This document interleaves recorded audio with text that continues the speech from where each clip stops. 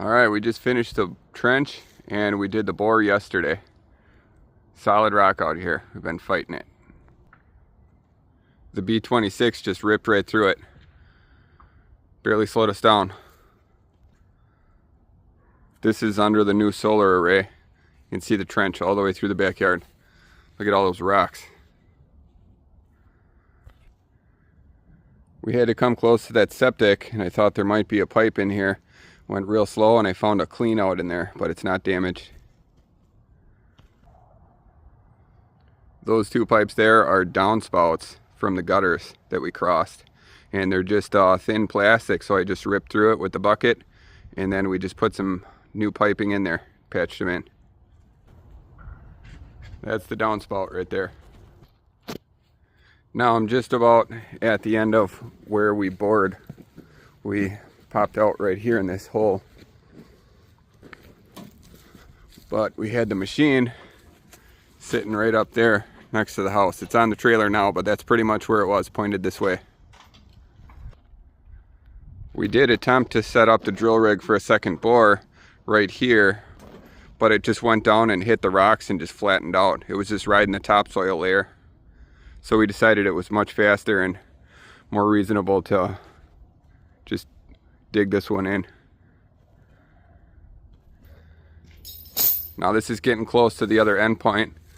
Up here there was a giant pine that was cut down recently, and there was the stump there. You can kind of see the wood chip pile from it, but it's on the left there at the trench. So Mike was up here hydro excavating most of the day, and he got through all of it without having to put the backhoe bucket in the ground once. You can see this root system underground is just massive.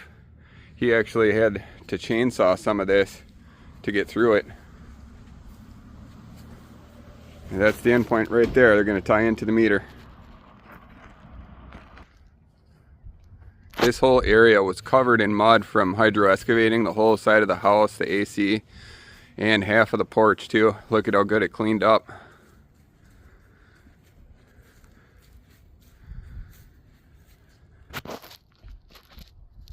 So all that's left now is just to backfill, and I kept this dirt separate. All the rocks and stuff that was deeper is in a separate pile, and then the topsoil is on the other side so that we can run it over and compact it and then drag the topsoil back in and see how it looks when it's done.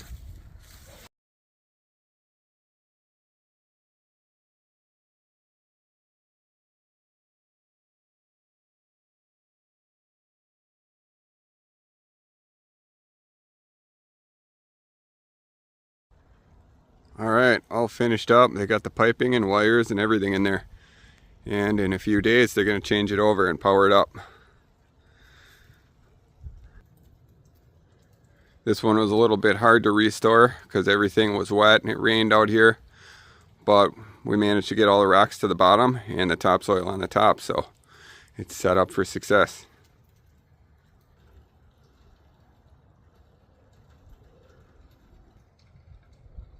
Here's the other side, leading back to the hill. And here's the top.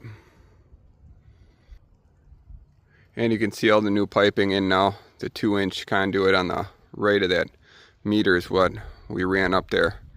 And I think they got to switch out that meter socket. And that's the way we drilled, right down the hill there.